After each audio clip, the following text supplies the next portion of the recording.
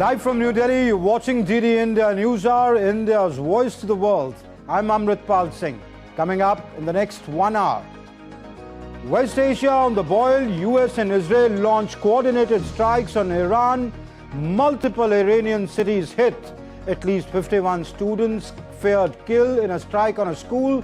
Tehran launches retaliatory strikes, targets Israel and US bases in Abu Dhabi, Dubai, Doha, Riyadh, Manama in Bahrain and Kuwait. India says it's deeply concerned at the developments in West Asia, urges all sides to exercise restraint and de-escalate tensions through dialogue and diplomacy, issues advisories for Indian nationals in the conflict zone to remain vigilant.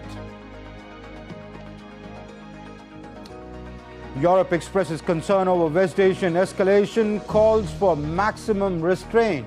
Russia calls for immediate pause on US-Israeli strikes on Iran, seeks the Security Council meet along with France and China.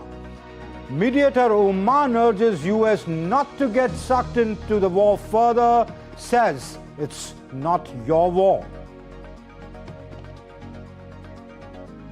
And Prime Minister Narendra Modi inaugurates the Micron Technologies Semiconductor Facility in Sanand in Gujarat, says the facility to strengthen India's role in global value chain.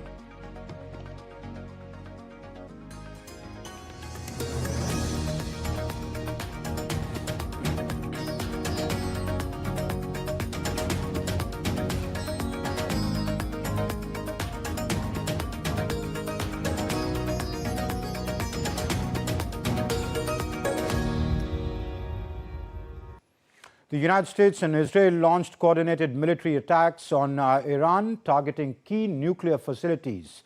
Iran retaliated with missiles across the Gulf. Global leaders, including the EU president, called for restraint amid fears of a wider West Asia conflict. Take a look at this report.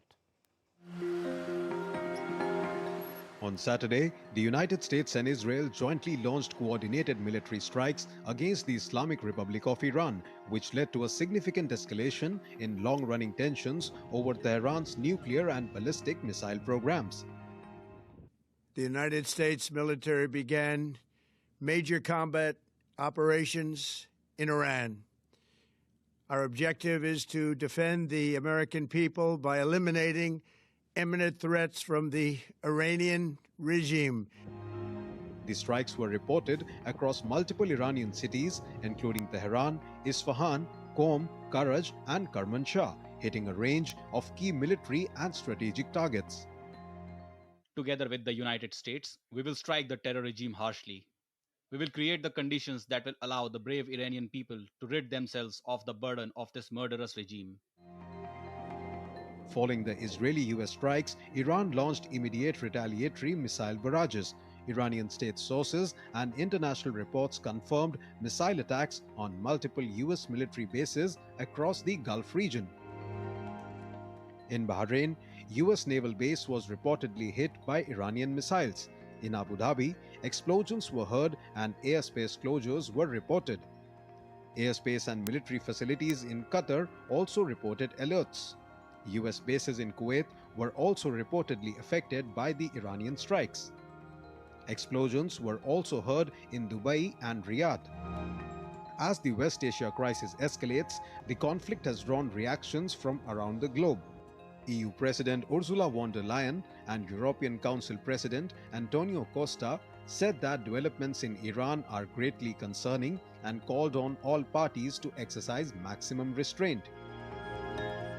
Meanwhile, Russia urged an immediate halt to US and Israeli strikes on Iran, saying the situation must be returned to the path of political and diplomatic settlement. Moscow added that it remains ready to assist in efforts to find a peaceful solution. Also, Indonesia's foreign ministry urged nations involved in the escalation to exercise restraint. Indonesia also said that it was ready to provide mediation between US, Israel and Iran, citing that President Prabowo Subianto was willing to travel to Tehran for talks. Analysts warn that this confrontation could draw in other regional players or proxy groups, underscoring fears of a broader West Asian conflict. Bureau Report, DD India. Well, big news coming in. According to news agency Reuters, Iran's defense minister Amir Nasir-Zadeh and the Revolutionary Guards commander Mohammad Pakpor are believed to have been killed in the Israeli attacks, according to Reuters, as I said. However, the Iranian foreign minister Abbas Araghchi has said that all high-ranking Iranian officials are alive, including the country's supreme leader Ayatollah Ali Khamenei. According to some reports, Khamenei is expected to give an address shortly. And as I said, the supreme leader is expected to give a speech, according to Iran's Al Alam TV media, hours after the US-Israeli strikes targeted top Iranian leaders. And detentions have escalated to a completely new level. Iran's Islamic Revolutionary Guard Corps has carried out coordinated missile strikes on American military installations across 5 countries in the region. That's Kuwait, the United Arab Emirates, Qatar, Bahrain, and Saudi Arabia. Tehran claims the attacks were direct response to US and Israeli operations earlier on Iranian soil, which it denounced as a violation of its sovereignty. DD India's Rahul Upadhyaya brings us more. Tensions across West Asia have reached a critical and deeply concerning point as Iran's Islamic Revolutionary Guard Corps launched coordinated missile strikes targeting American military installations across at least 5 countries: Kuwait, the United Arab Emirates, Qatar, Bahrain, and Saudi Arabia. These strikes represent one of the most significant escalations in regional security in recent years, raising urgent questions about stability, diplomacy, and the path forward. Tehran has been clear about its position. Iranian officials say these strikes were a direct response to coordinated US and Israeli operations carried out on Iranian territory earlier in the day, actions which Iran has described as a violation of its sovereignty. In Qatar, Al Udeid Air Base near the capital Doha, one of the largest American military presences in the region, was among the facilities targeted. Qatar's defense ministry confirmed that all incoming missiles were successfully intercepted. In Kuwait, Al Salem Air Base came under fire overnight. The Kuwaiti government has not yet issued a formal damage assessment, though regional security sources indicate that defensive systems were activated in response. In Bahrain, missiles were reported to have targeted the headquarters of the United States Navy's Fifth Fleet in Manama, a facility that oversees maritime security operations across the Persian Gulf, the Red Sea, and parts of the Indian Ocean. The United Arab Emirates also found itself at the center of events. Al Dhafra Air Base near Abu Dhabi, which hosts American personnel and advanced aircraft, was targeted in the strikes, while residents in Dubai reported hearing a loud explosion and witnessing missile moving across the sky. In the latest and perhaps the most significant developments of this evolving situation, Saudi Arabia now appears to have been affected as well. Diplomatic efforts are already underway, with several world leaders and international organizations calling for immediate calm, open communication, and a return to negotiated solutions. Rahul Upadhyaya's report for DD India. And the UN Security Council is slated to meet later on Saturday over the crisis, according to Russian UN mission.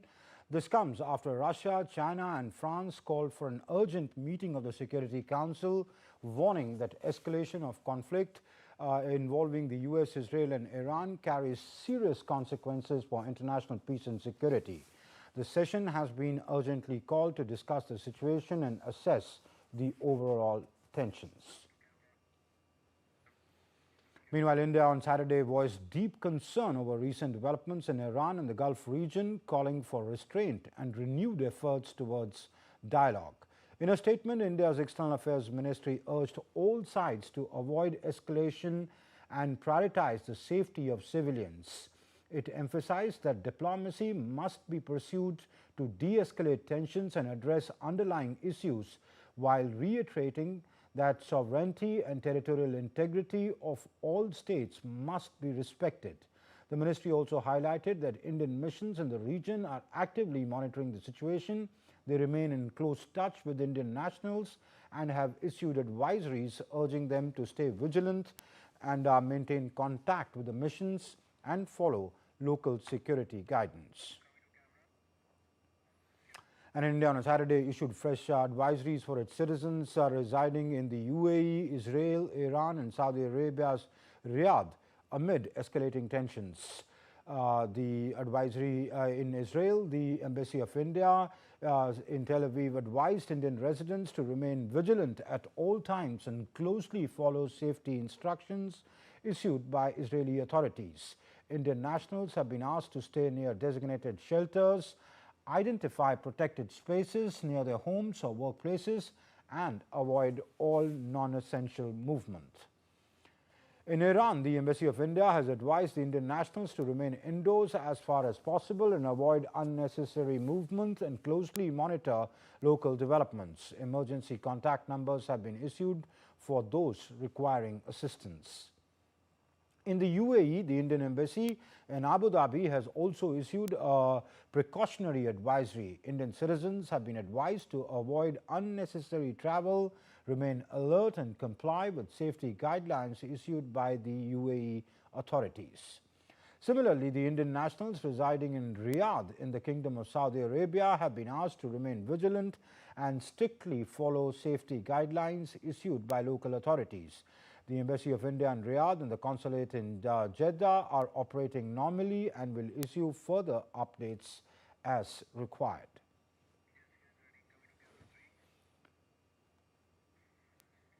And for more on the situation, I'm joined by my colleague Jessica Taneja for more on that. Jessica, apart from what we've put out, I am getting some reports that Israel is still striking military launchers. That's what the IDF has just issued a statement. Are there retaliatory attacks from Iran also still going on? Well, nothing from Iran as yet, apart from the Israeli Defense Forces putting out that statement. But soon, as we've seen throughout the day, there will be retaliation from Iran, which has been the case. You see the key areas that have been struck by Iranian missiles, although the Iranian missiles were defended successfully, but the debris has been able to cause some damage, at least if you look at what happened in Qatar as well as in Abu Dhabi, where the debris was able to claim one life, as reports suggest was a person of Asian origin. So there are a lot of sort of details that would come out in some time from now, but from the morning that we've witnessed the kind of rapid escalation after the Israeli and US forces combined strike on Iran, a lot of sort of information has been put out both from the Israeli Defense Forces and some from the Iranian side, reports also suggesting that that the Iranian leader Ayatollah Khamenei might speak, but then again, those are few reports that we're gathering right now, nothing confirmed, nothing verified as of this point, but the retaliatory strikes from Iran would soon follow suit. And given the kind of tensions we're witnessing right now, countries have expressed concern as well as put out their statements. You begin with the E3, where Britain, France and Germany, alongside, of course, also Australia's Anthony Albanese. Apart from that, a few other leaders have also spoken out when it comes to the joint exercise. So has the world, Jessica, reacted on similar lines? And even as I ask you this question, can I ask you to just check your mic once? There is some disturbance in the audio if it's not touching your shirt or hair or something. Has the world, Jessica, reacted on expected lines? Countries taking positions on their taking stated positions in this conflict? Well, if you begin by looking at what the UK's Prime Minister Keir Starmer said in his address just a short while ago, he said that the Iranian regime has been repressive with the kind of protests that they've been witnessing.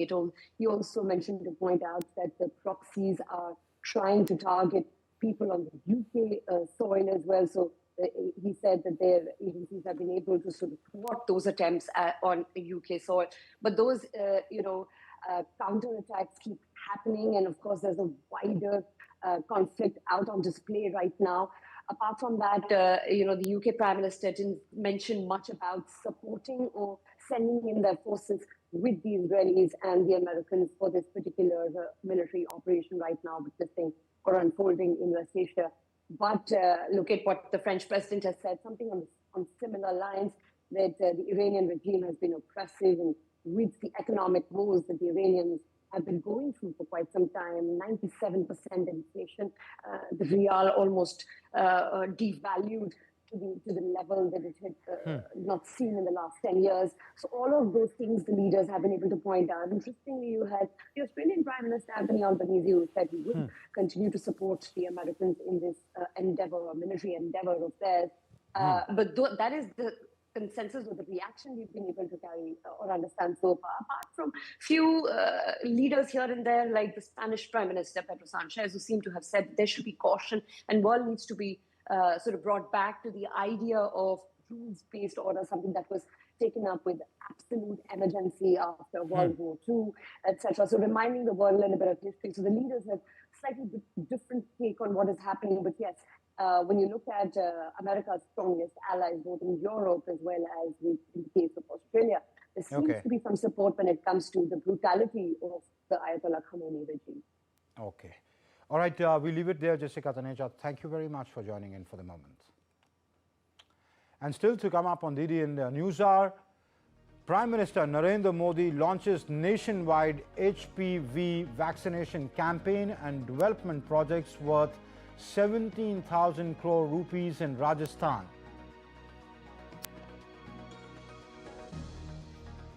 And we bring you an exclusive conversation with US Ambassador to India, Sergio Gore, on the semiconductor facility of Micron that the Prime Minister inaugurated today.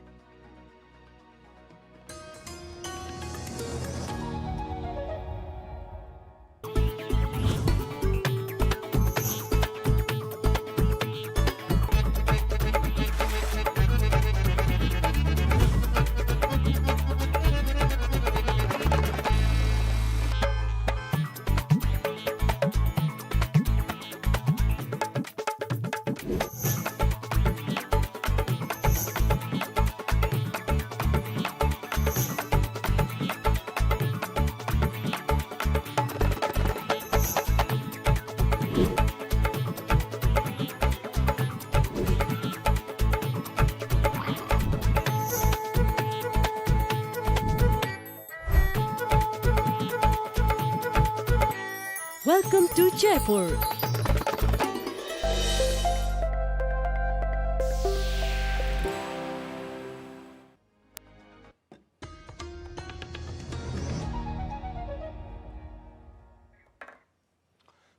You're watching DD India NewsHour. I'm Amritpal Singh.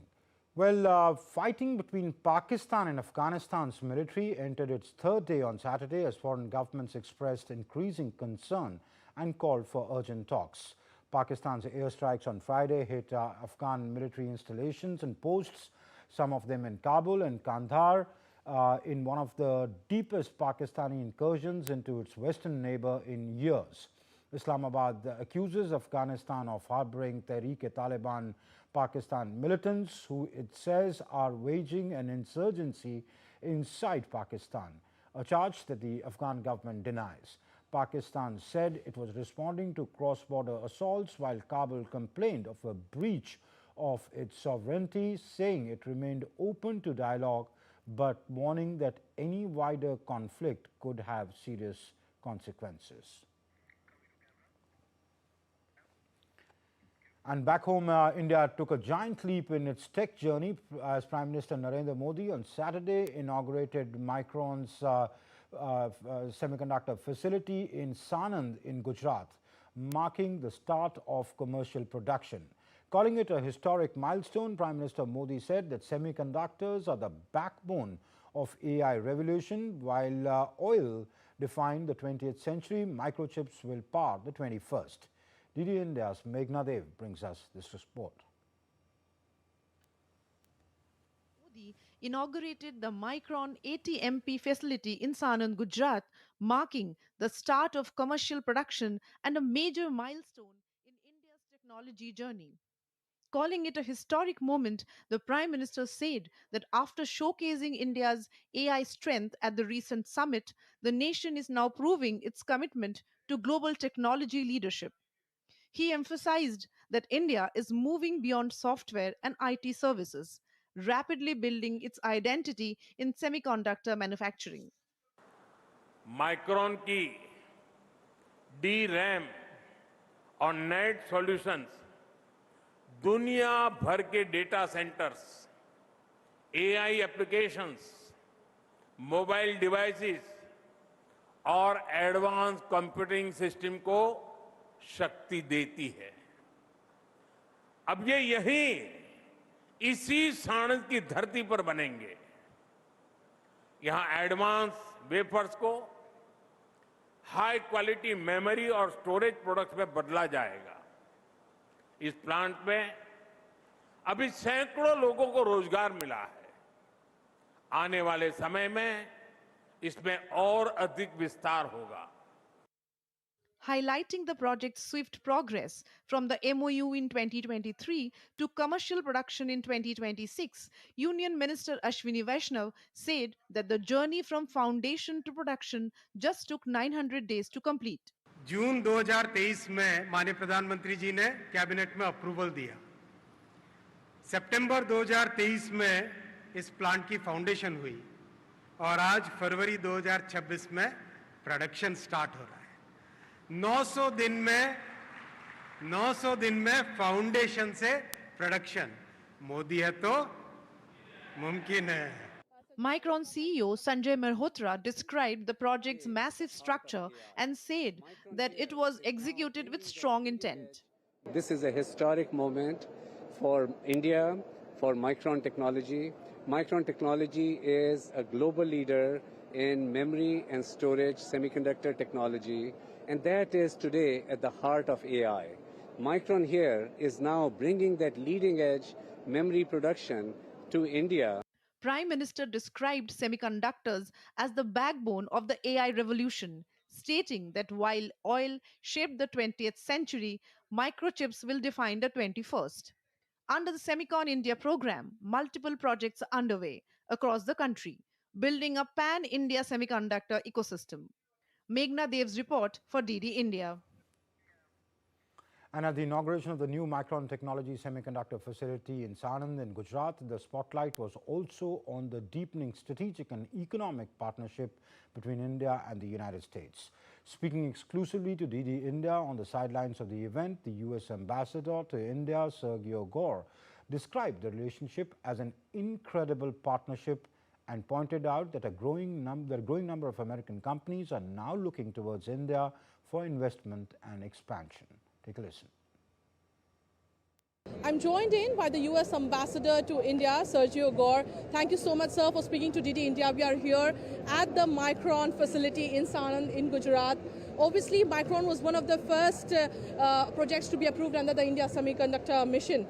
And with now this becoming a reality, what do you have to say about the speed of execution as well as the policy support? Look, I think it's an incredible day to be here today. We're seeing Micron grow here in India and also at home back in the United States. They have recently announced an incredible facility in New York that's $100 billion. Yeah. They're announcing this incredible facility, the first of its kind in this part of the world. It's an incredible partnership. The United States has the best technology, and partnering with reliant partners like India is a natural fit. In terms of how fast things are moving, we're thrilled. The government here has been able to expedite things. The minister here is doing a phenomenal job, so we're very happy with this. There's a lot of American companies that are looking to come to India, to Gujarat and other places to implement and grow. Absolutely. So how do you actually see and assess the high-level engagement, the leadership engagement between Washington, D.C. and New Delhi that has been instrumental in accelerating this semiconductor collaboration as well as deepening U.S.-India tech ties? Look, the secret sauce to this relationship is the personal friendship, the deep and personal friendship between our president and your prime minister. They have been friends for many years. That'll continue to be that way. And so it's an incredible, it's a 10 out of 10. The leaders communicate directly. They're able to cut out a lot of the middlemen, a lot of things in the middle. It's an A+. We're very happy with the engagement. So how do you see India's strides in the semiconductor sector? Because as you said, there are a number of companies which actually want to, US companies, tech companies who want to come to India now. If you look what happened just a week ago at the Global AI Summit, you saw some of the biggest names, some of the biggest producers, and those that are really leading this revolution. We're thrilled by what has been achieved, what will continue to be achieved. We're very happy that India joined Pax Silica. That is something that the United States has offered only to reliable and trusted partners, and India is at the top of that list. Thank you so much, Ambassador, for speaking to us. So here we have the US Ambassador to India speak to us at this Sanand facility, at the Micron facility, which is just a landmark moment for India in terms of its footprints globally in the semiconductor ecosystem. With camera person Lakshman Rajput, this is Meghna Day, 40 India from Sanand, Gujarat. Prime Minister Narendra Modi launched a nationwide HPV vaccination campaign from Ajmer in Rajasthan to strengthen India's fight against cervical cancer. The program will provide free vaccination to 14-year-old girls across the country under the National Immunization Drive. Prime Minister Narendra Modi on Saturday launched the India-wide campaign for human papillomavirus or HPV vaccination from Ajmer in Rajasthan to strengthen India's fight against cervical cancer.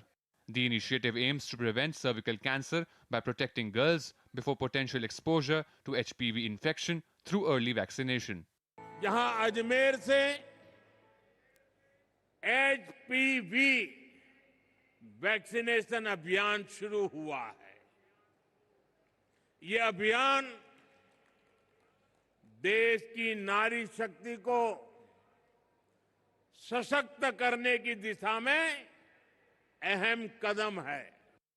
Union Health Minister Jagat Prakash Nadda and Minister of State for Health and Family Anupriya Patel joined the event virtually from Kartavya Bhavan in New Delhi.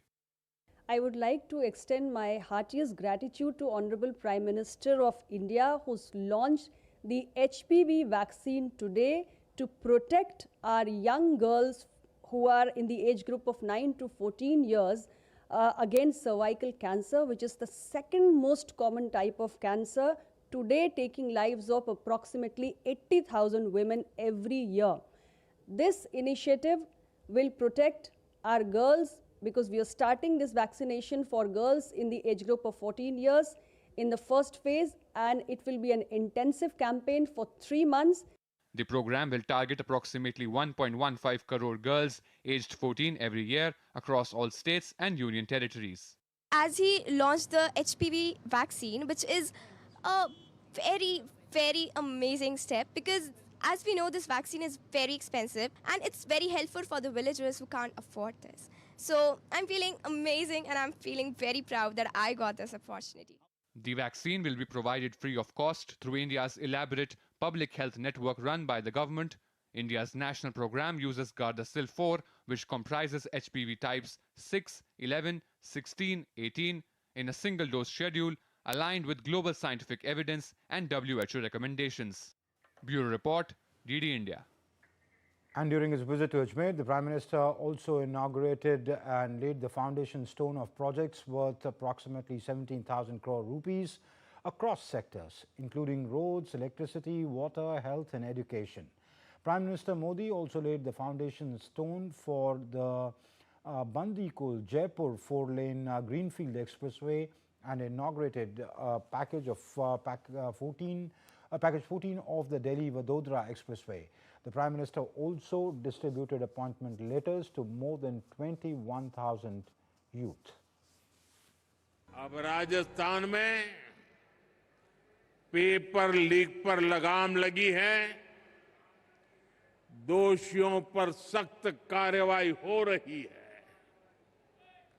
आज यहां इसी मंच से राजस्थान के 21,000 से अधिक युवाओं को नियुक्ति पत्र भी सौंपे गए हैं.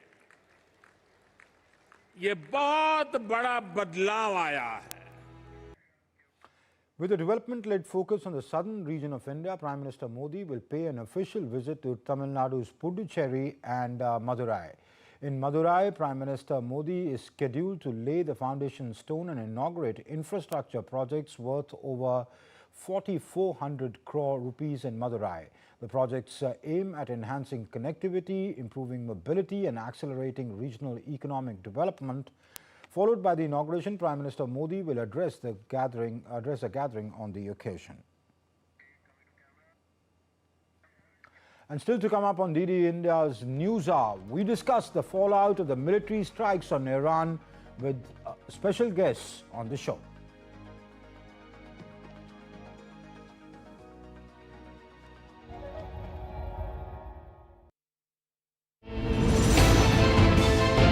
Geopolitics and trade deals.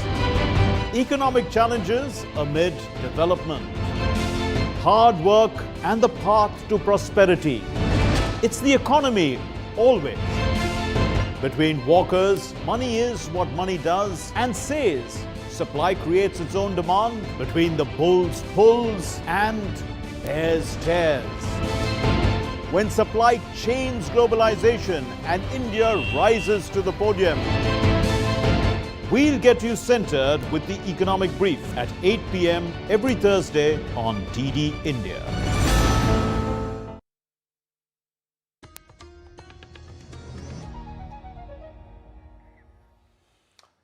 You're watching DD India NewsHour. I'm Amritpal Singh. I'm joined on the show by former soldier, Lieutenant General retired Sanjay Kulkarni. He's a former Director General of the Infantry of the Indian Army. General Kulkarni, always a pleasure to chat with you on the show.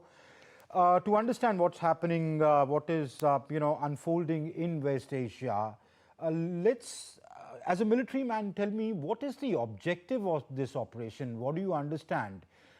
Is it to strike Iran, weaken it, then get it back to the negotiating table and negotiate with a weakened Iran? Or is the objective different this time around? Is it to go all out and affect a regime change? Thank you, Amrit. I think at the very outset, yes, regime change is a political aim. But besides the political aim, US seems to think that there is an existential threat for Israel, as a result of which it had wanted no missiles with Iran. That's the first thing. And of course, the kind of setup of Hamas, Hezbollah, Houthi, that the Iranians are supporting, and be rather something which nobody in the world would like. Because terror is a common enemy, and we all must fight terror.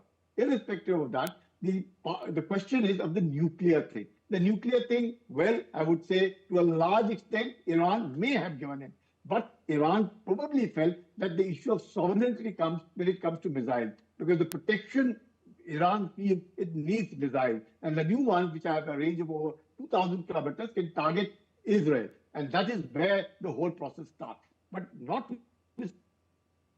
the question that the Americans are wanting it in no uncertain terms.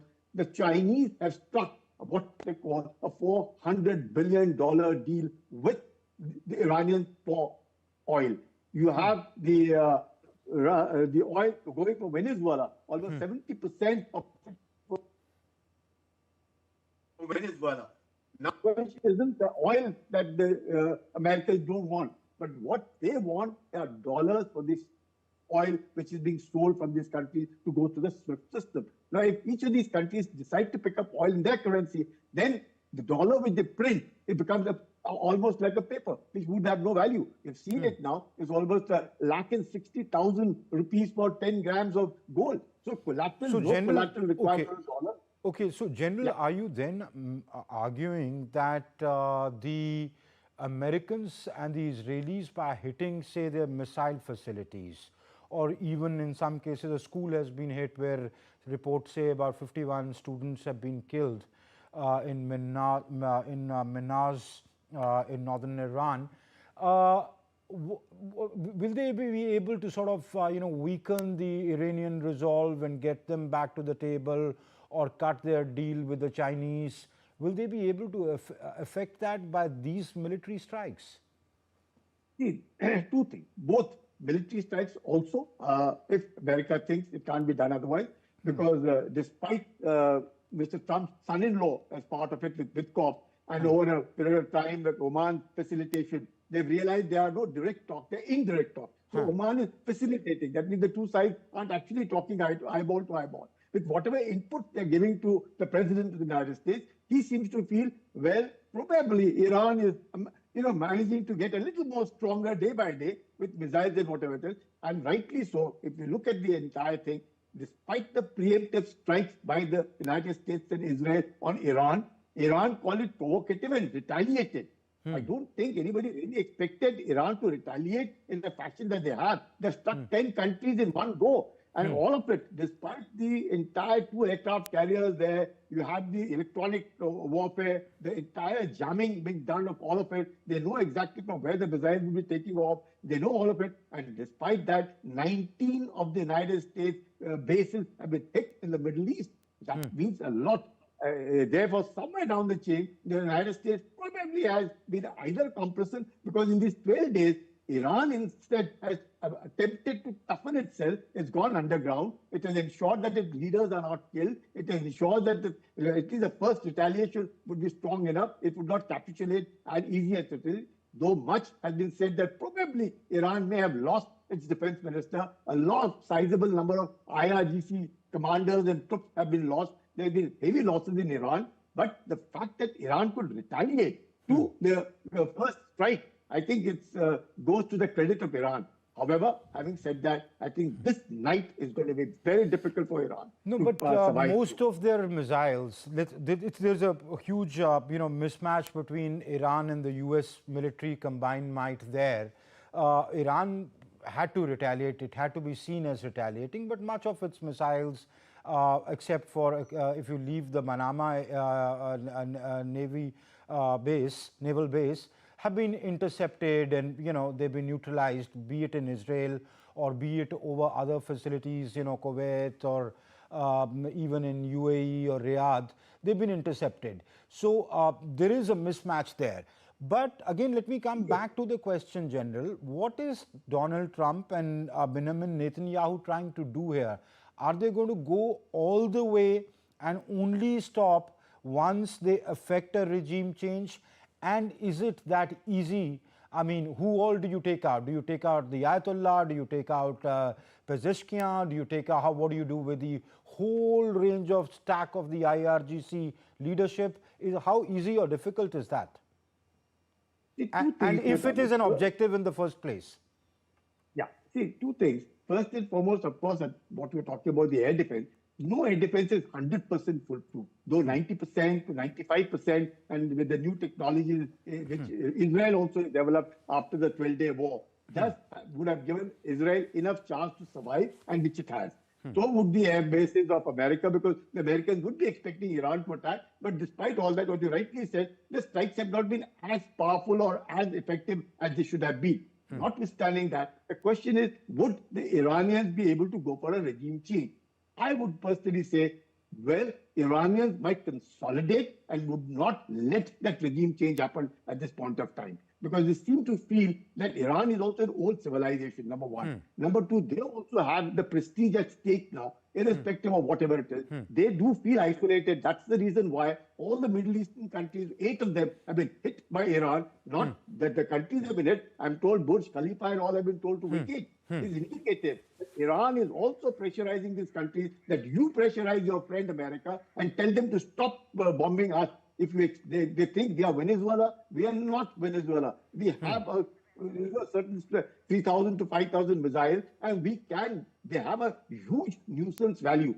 But as yet, American aircraft carriers and the whole lot of them, the armory is still intact. They have yet not opened up with whatever they have.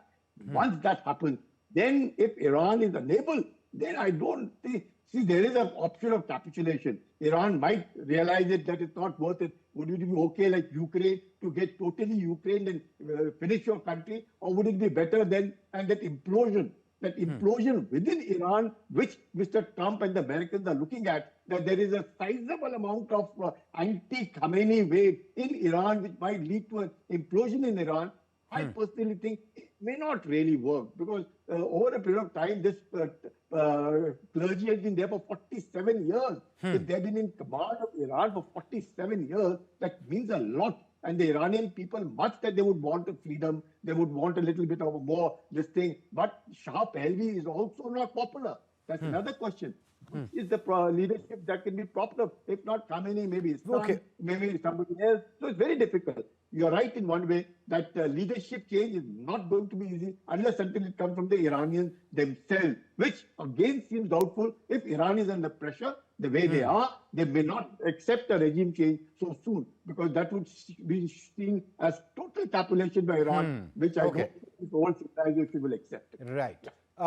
General, I request you to stay on. I have with me Professor Rahul Mishra from the School of International Studies at the Jawaharlal Nehru University also joining us. Rahul, the General argues that yes, militarily, Iran is no match to the West, to the US, Israel combined also.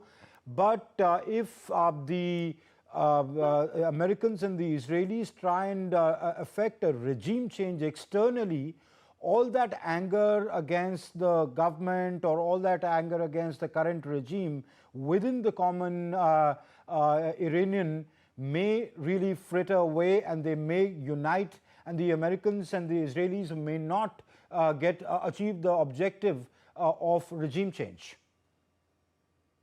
Absolutely, Amrit. I think there are a couple of things that we must keep in mind. First and foremost, unlike in the past, this is one exception where America, a major superpower, is not acting rationally and provoking a so-called rogue state to such an extent that they might take some extreme steps. So in this escalation, I think is the Iranians who are behaving with a lot of rationality.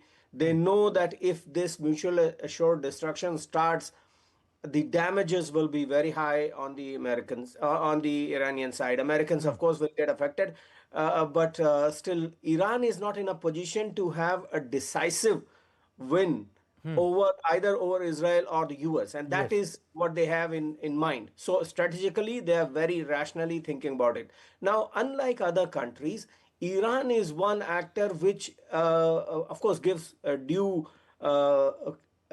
recognition and weightage to this military one-on-one conflict and possibilities of a nuclear conflict.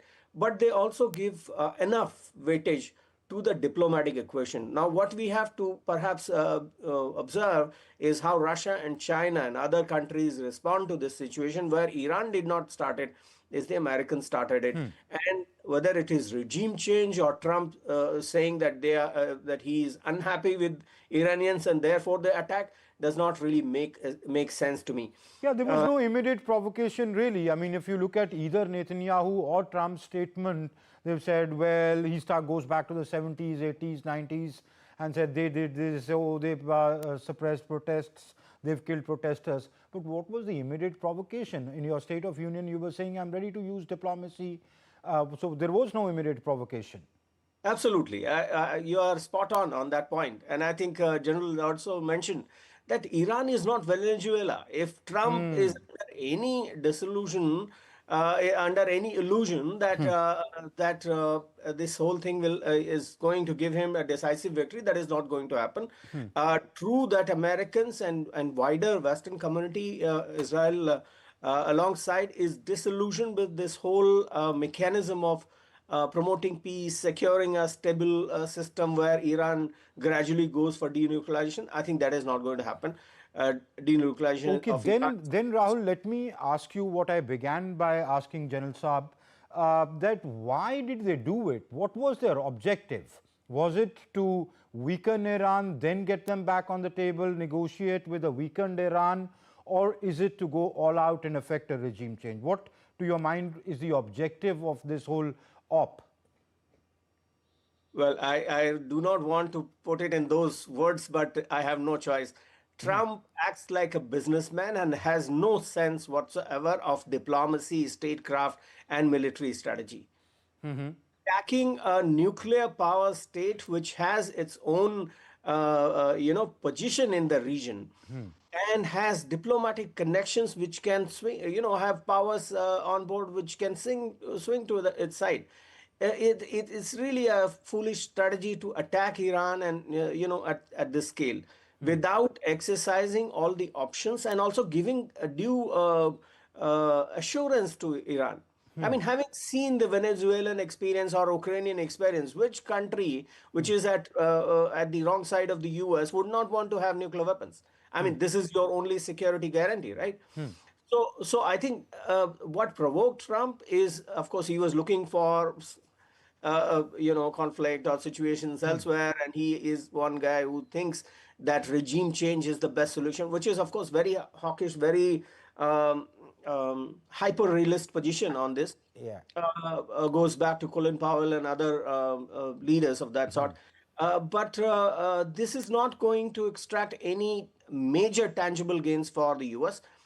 And if Iran is managed to get some support diplomatically tomorrow, I think, or Monday, if there is no emergency meeting at the UN, I think they've called for an emergency meeting today. Yeah. So what happens there? I mean, calling for an emergency meeting, and then you have these special groups that would meet, and caucus as it were will also have a meeting. So what Russia, China do together is also very important to understand, and non-permanent members also play a role here. So if a joint statement comes from these countries, or if a kind of a consensus statement comes from these countries, these things will not look very good to the American side. Now, remember last time also when this whole Israel-Iran thing happened, Iran categorically informed both Israel and the US that, look, you have put me in a very difficult situation where I have no option but to attack you. So for my reputation, for Iran's leadership reputation, and for face saving, I am going to attack the US bases in the region. Yeah. That's precisely what they're doing this time also. So they are actually starting from where they left last time. And that's a very calibrated move. They're not acting irresponsibly or irrationally. So they have a strategy in place. Just that Iran is not ready yet for a decisive conflict. They know that if they escalate it further, they'll not be in a position to secure their position and their interests. And the scales don't tilt there on their side. Absolutely. So they are very cognizant of that fact. And perhaps maybe not this time, maybe some months down the line, couple of years down the line, when they have the capability, they will strike, and they'll strike very hard. Okay. Iran is one actor, one regional actor in the Middle East or West Asia, if you will, which has always kept these equations in mind. Okay. And the Arab world there will be a turnaround, I'm sure. Saudi Arabia, for example, has given a kind of knee-jerk reaction, but things will change. I mean, the distinction that Iran has tried to make is very interesting. They've attacked only the US bases. US bases in the Sunni world, yes. Yeah, not the people. Yeah, yes. Though there are some reports of Burj Khalifa being evacuated, etc., and some kind of explosion near Burj Khalifa, but nevertheless, more or less, it's been the American assets that have been, targeted in the Sunni world.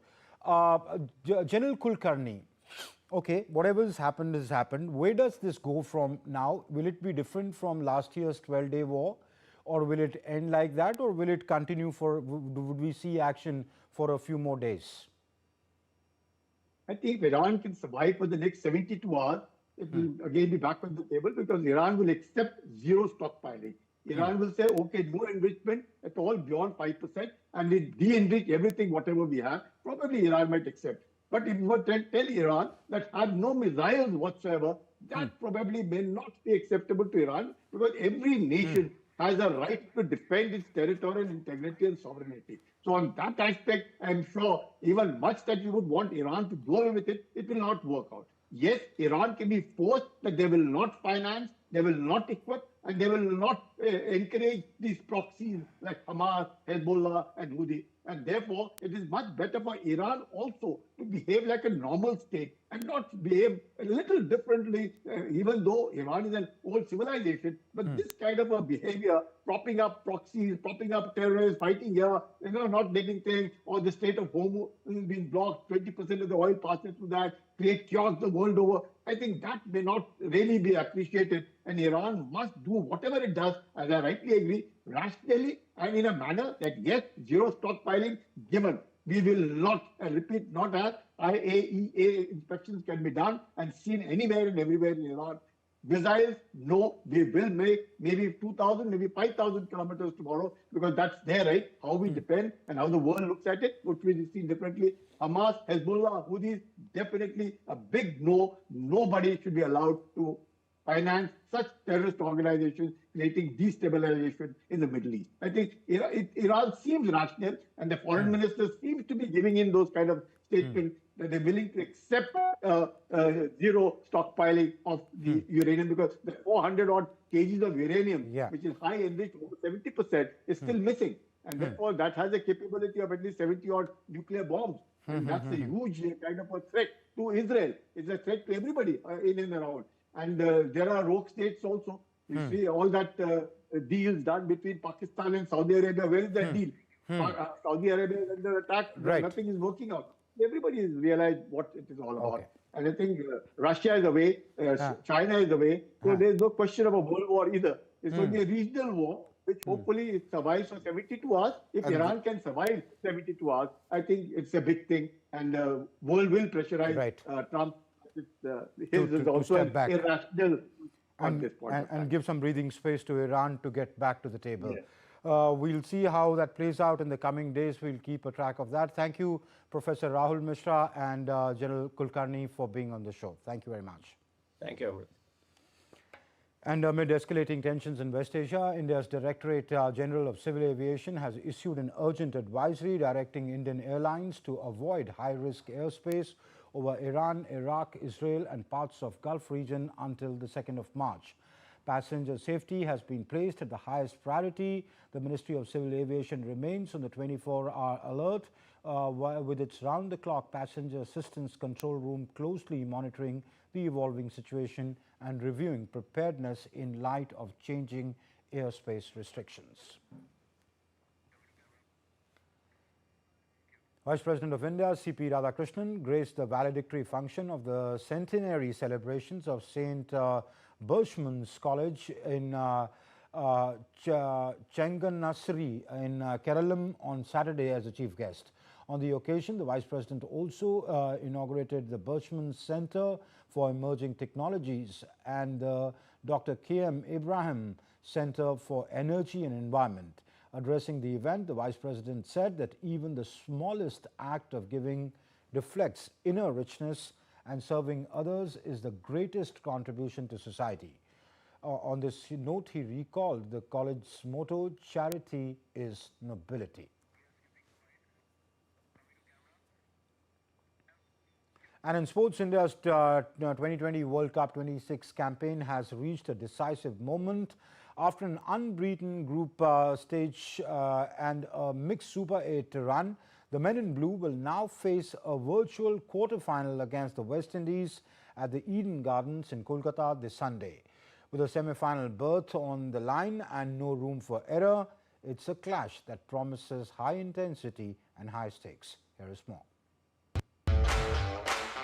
The Indian cricket team's hopes of qualifying for the T20 World Cup 2026 semi-finals rest entirely on the result of their final Super 8 encounter against the West Indies at the Eden Gardens.